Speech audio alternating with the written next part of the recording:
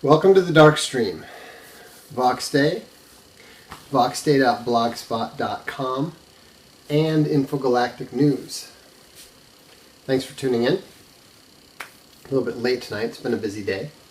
But one of the things that we've been discussing on the blog today, possibly with more heat than light, but is the idea of who is actually an American. A lot of people get very upset at me when I talk about this subject, which I find very interesting. It's remarkable to me that people who specifically reject identity politics are actually strongly driven by concepts of identity. It's simply that, and in fact it is those identities that tend to cause them to try to reject the reality of the identity politics that we understand. Now, a lot of people will tell you, for example, I've found this ironic for years, and in terms of why am I interested in this, why is this something that I think about? It's because I'm in the position of being someone who was born in the United States, who grew up in the United States, who has a family background on one side that goes back to the Revolutionary War, a family that's very conscious of that. But I have lived outside of the United States for most of my adult life, and I left for good 20 years ago. So, but what I noticed that's really strange is you hear people talk all the time. Even when I was there, I would hear people say it. There would be an Indian family, living down the street. Or there would be a Mexican family that would move in next door to someone that you knew. And one of the common comments was, oh, but they've been here for 4 years. They're real Americans. They watch the NFL, they watch the Vikings with us. Okay? So that always seems strange to me, because I would say, well, okay, so they're real Americans. Do you consider me a real Italian? And they said, oh, no, of course not. You're an American. Well, I've been living over here considerably longer than that family you're describing has lived in the United States. I'm considerably better integrated here. Based on what I've heard your friend. I've heard your friends talk. I actually speak better Italian than they speak English. Why? How is it possible that I am still an American, but they're no longer Mexican, that they're no longer Nigerian? Okay? And so, that's where people suddenly start to get a little bit uncomfortable. Not massively uncomfortable, but a little bit uncomfortable. Where people get really uncomfortable is when they are one of those hyphenated Americans, when they are one of those post-1965 immigrants, and so forth. Actually, that's not quite true. Before the 1965 Immigration Act, you were not just Americans. You had Americans, but you also had Jewish Americans, Italian Americans, Irish Americans. It wasn't just Americans. And prior to that, prior to World War I, you also had German Americans. Now, German Americans ceased to be German Americans, and they worked very, very hard to disguise their German backgrounds as a result of World War I initially and World War II. It was actually incredible to look up how many people in Pennsylvania spoke German or still speak German, right?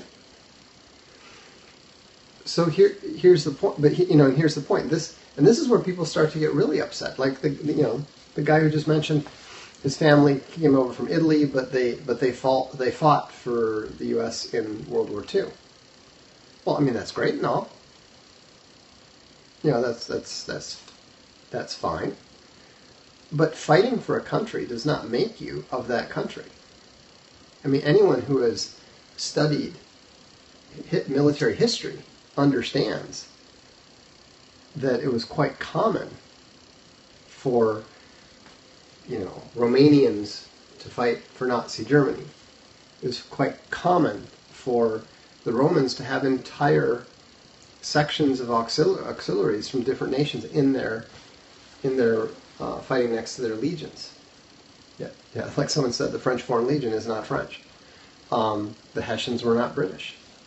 So, that's as Stefan Molyneux would say, that's not an argument. And then people get very, very, very upset when, like, for example, the science fiction writer Sarah Hoyt tends to she got really upset because one of her favorite catchphrases was that she was an American born in Portugal. Because she when she came across those values, she immediately identified with them, recognized their value, and eventually ended up moving to the United States. She's a United States citizen now. But is she no longer Portuguese? You wouldn't know it from the way she talks about Portugal. And so these are complicated issues. These are emotionally complicated issues. They're not really that complicated. A nation is a nation of people. It's a people who are linked by common genetics, by language, and so forth. And so, you cannot be both Japanese and Eskimo. I mean, you can be a mix, in which case, you can argue, does that make you both or neither? I mean, what's really interesting to me about this, when you talk about these subjects, is the same people who will argue that they are magically now American by virtue of having taken a plane. Well, some of them will actually tell me that I am not an American Indian. Despite the fact that I have the DNA to prove it. Now, it's true. I didn't grow up on a reservation. I didn't even grow up knowing that whatever non-Anglo ethnicity I had, whatever it was, I didn't know what it was. My grandfather, used to make, he used to amuse himself by telling us, different stories all the time. Actually, it was interesting. I should have paid more attention.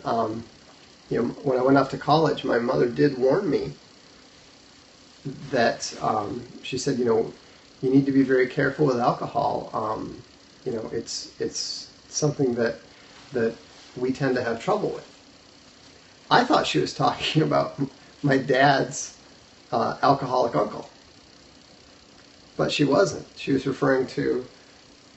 definitely referring, in retrospect, she was definitely referring to our own Indian heritage.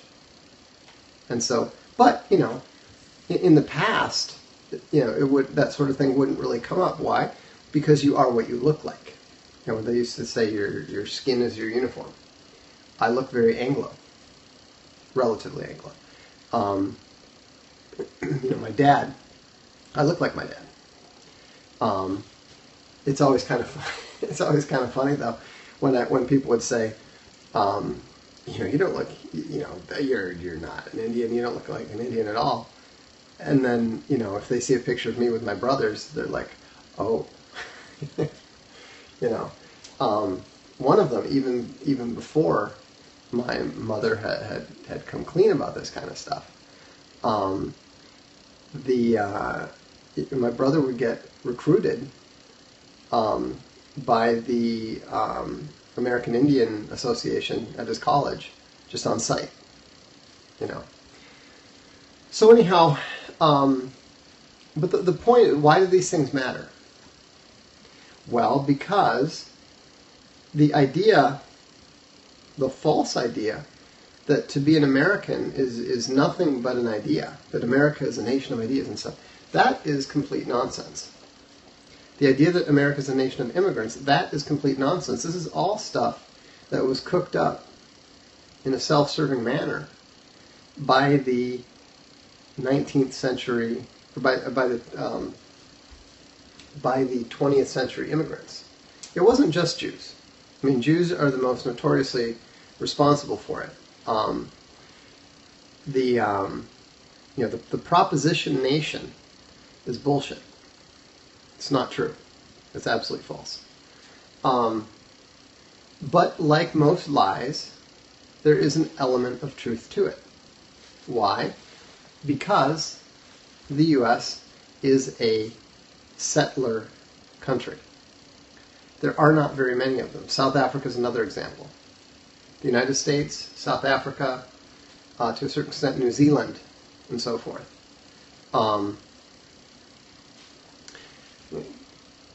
Really outrageous to call an American Indian a Nazi bigot, whatever. Anyhow, you're over the target when there's flack. But the point is that the proposition nation is false. And we know it's false. How do we know it's false? Because there's no test for it. Does anyone who does not subscribe to the American proposition lose their paperwork and cease to become an American? Of course not. So that means we know that the proposition is not the metric. I mean, that's what you would actually have to have. That's exactly right. You'd have to have a high level of thought policing, comprehensive thought policing, if America was an American. It was a proposition nation, and in fact, the proposition actually gets pulled to ridiculous lengths by people who don't even bother to immigrate to America in order to find it useful. Muammar Gaddafi, before he killed, quite famously gave a speech where he said that America belongs to everyone. Well, if America belongs to everyone, and everyone is an American, regardless of whatever else they are, then to be an American is to be nothing. And those who have no other identity than American, what are they? Well, we actually know. What is truly American is essentially Anglo. When they fought the Revolutionary War, they wrote about the rights of Englishmen. And so, what Americans properly are a offshoot, a branch of the English. Now, so what is it, and here's the thing, and this is why people hate to think about this stuff so much, is they say, well, then if only the English are really the true Americans, there's really not that many Americans in the United States. Exactly. And that is why the United States is bound to collapse and fall, because most of its population has absolutely no allegiance to, respect for, or even liking for those American values. And of course, the immigrants, the ones who find it useful to talk about the proposition nation, well, they have new values that they substitute. And this is not just happening in the United States. When you hear British politicians talk about British values, they are not talking about any values that were shared by Winston Churchill, much less Alfred the Great. The values that they're talking about are entirely new. What they're doing is the same thing that SJWs always do. They are substituting definitions. They are changing definitions. They are providing new definitions for words that you think you believe, and they're doing it in order to push their perspective on you slowly. And so you're seeing the same thing, believe it or not. I mean, here's how dumb the whole nation of immigrants thing.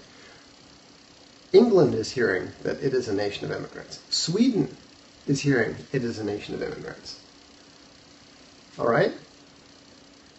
But here's the problem is, and this is something else, the alt-right tends to react really badly to this kind of stuff.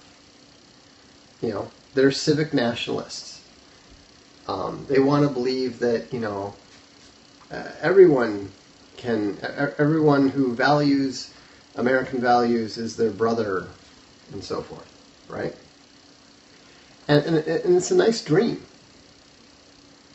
But the problem is that it's not true. And compounding that problem is the fact that most people in the alt-right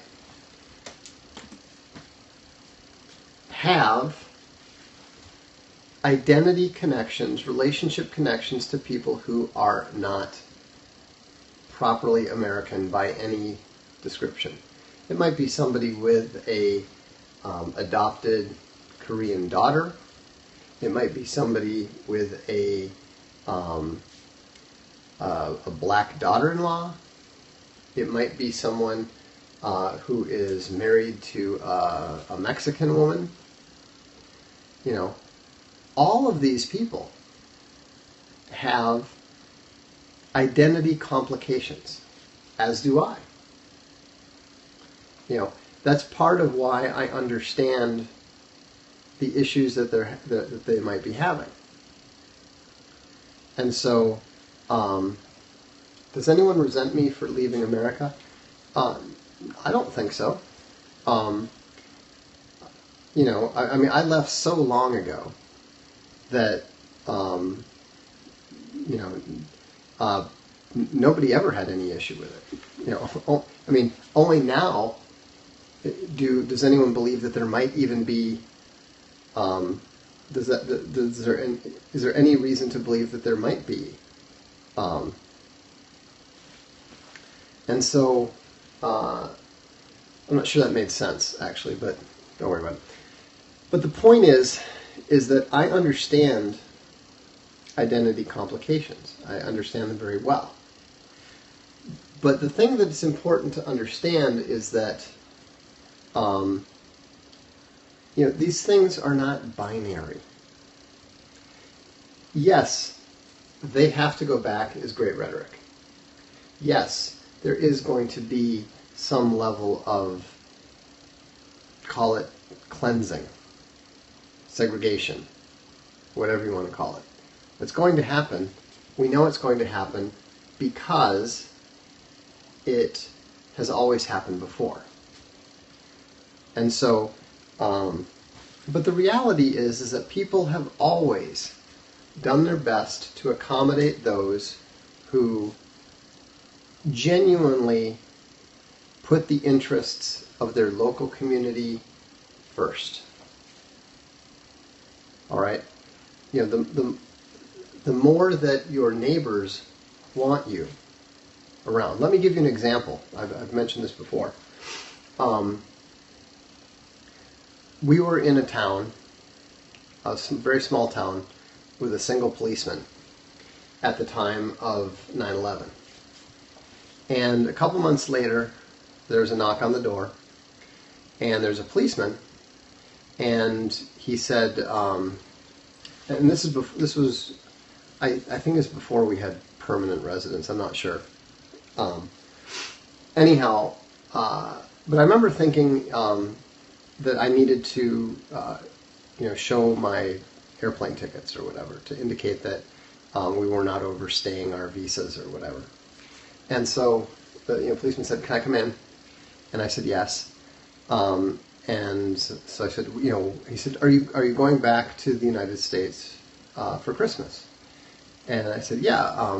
Would you like me to show you the airplane ticket, our airplane tickets, and so forth?" He said, "No.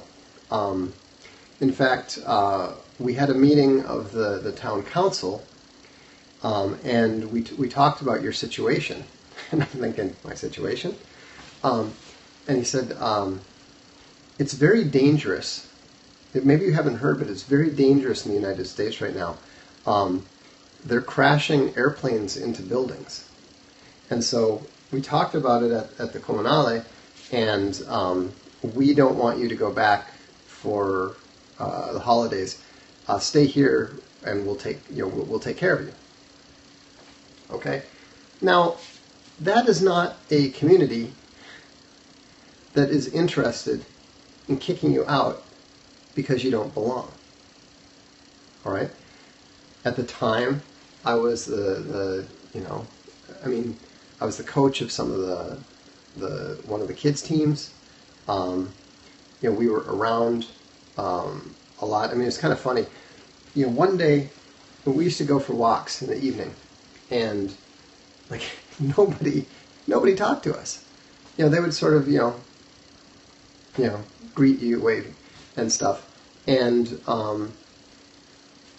then one day I was walking home from the post, and I ran into this little old man. And he was one of this group of little old men that would basically sit at the one bar all day long drinking coffee. And so he stopped me, and he said, this is all in Italian, of course. He said, "Do you do martial arts?" I said, "Well, I don't anymore, but I used to, And he said, "Yeah, I can tell from the way you carry yourself and the way that you move." And it turned out that he was a retired judo master. He was actually an Italian champion like 50 years before. And so we talked for a while, went our separate ways. And the next day, we're out for our usual evening walk, and suddenly, everybody, chow, chow, chow, chow, chow, I mean, we're getting invited to, come in and have a drink, and everyone's waving and smiling, and so my wife is like, "What's going on?" It was kind of freaking her out. The change was so complete. And then I put it together about the time we're getting back. What had happened was, I got the nod from one of the town elders. He decided, okay, these are decent people. We like them. They're willing to be one of us. Now, we will always be stranieri. It's the same root as the word of strangers. It was kind of funny because in this same town, a couple of years later, I was out for some reason or another, and there's a woman that lived at the end of our block, and she was sitting there having a glass of wine, and she, like Italians do, she said, hey, come out, do you want a glass of wine or anything? I said, "Sure." So I sat down on the steps next to her. She got me a glass of wine, and I said, or she said, do you find it hard being here? Do you find it hard being stranieri, fitting in? I said, no, everyone's great. We went from Gli Americani, which is the Americans to Nostri Americani, our Americans. You know, I mean, that's how they would talk about us. And I said, no, you know, people are wonderful. It's great. And she said, yes, but you will never ever be truly one of them. And I said, well, no, I suppose not. But you know, that's okay. I'm quite content with things out there. She said, oh, I just find it very difficult, not truly fitting in. You know, we moved here 25 years ago, and we are still stranieri. And I said, oh, okay. Well, I said, where did you move from? Because her accent didn't sound like she was from a different part of Italy or anything. And so I said, where are you from? She names the next town over. I mean, we are so close to the border of the town. We're literally above it. I could literally punt a football and reach it there. Yeah, it's like, you know, whoa! You'll never fit in because you're from 10 minutes walk away. And so, yeah, she has to go back. But yeah, I mean, I found her observation very strange because I was like, of course we're stranieri. You know, we're taller than they are. I mean, my wife is, you know, my wife is blonde. You know, of course we don't. You know, no one is going to look at us and mistake us for that. You know, I play for some of you know I play calcio. I play for a veterans team, and you know, I get recognized in some of the nearby towns when I'll be out at the store or something, and you know, I'll see somebody like, you know, point at me and say, you know, hey, that's the American striker. You know,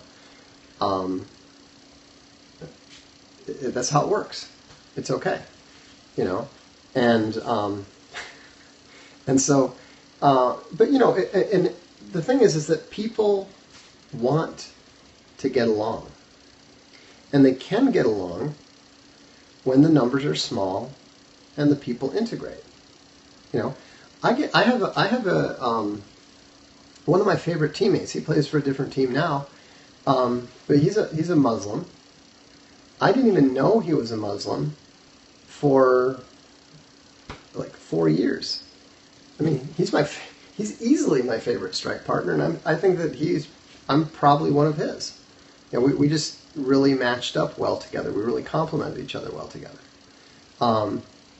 You know, it's kind of funny because, you know, if I run into him when we're out and about, you know, it's the full complicated handshake, shoulder bro hug thing, whatever, you know. I cannot possibly hate this guy, you know. The only reason I realized he was a Muslim was because we were having pork one night, and our chef cooked something that was cooked a different dish, cooked a chicken dish or something, and you know, now maybe that's you know, I don't. It's not up to me what the local community chooses to accept and tolerate. And so, you know, it's not my call. And that's what people need to understand, is that people are going to tolerate differences, and there's going to be exceptions. I mean, you have to understand, even the top SS officials, even Hitler himself, made specific exceptions for certain Jews whom they liked. Okay? This is not, and so that's why it's important for the alt-right, you know, which I count myself, to understand that these emotional ties that the alt-right have are genuine. They are important. They complicate the issue for them, and they have to be respected accordingly. Okay? There is not going to be any problem, in small numbers and that sort of thing. So, no, that doesn't take, the big thing, we had a brainstorm. But that's the dividing line. Whose side are you going to take? Okay? For me, it's very easy. I will defend my local community against the United States in a heartbeat. They're my friends. They're the people that I'm close to. They're the people who have taken me in, and so forth. There's no question at all. That's the question that the alt-right has to answer. The question that the alt-right has to answer is, okay, we understand that you've got these identity complications. Whose side are you on? At the end of the day, whose side are you on? Even if that means going against your wife's second cousin or anything else. And so, we don't know how these things are going to turn out. We don't know how the conflicts are going to end. The Germans thought they were going to win the war. The U.S. thinks it's going to win every war it gets into.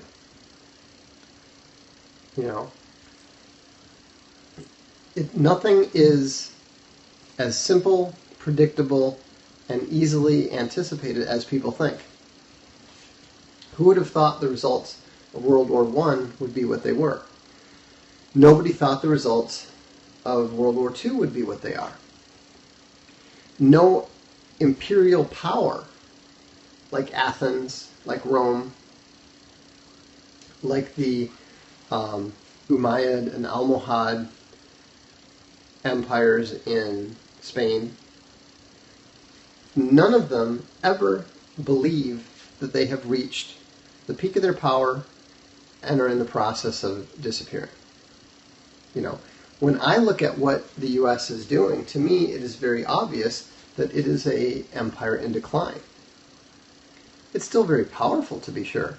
It's still very technologically advanced, but do you know that if you look back across the entirety of history, not merely the gunpowder era, but the entirety of history, it is very, very common for the less technologically advanced, less socially advanced barbarians to defeat the more civilized societies. And so, and it's not just, the American political system is not the only reason it can't achieve anything in war these days. It's because what they are attempting to achieve is not possible. So, anyhow, I guess I never really answered the question, but that's okay. We're just here to discuss. Thanks for tuning in. And look, let me encourage you, if you haven't signed up yet for the Castelia House Book Club, I encourage you to do so. And we will have a new announcement of a new book this week. So have a good evening.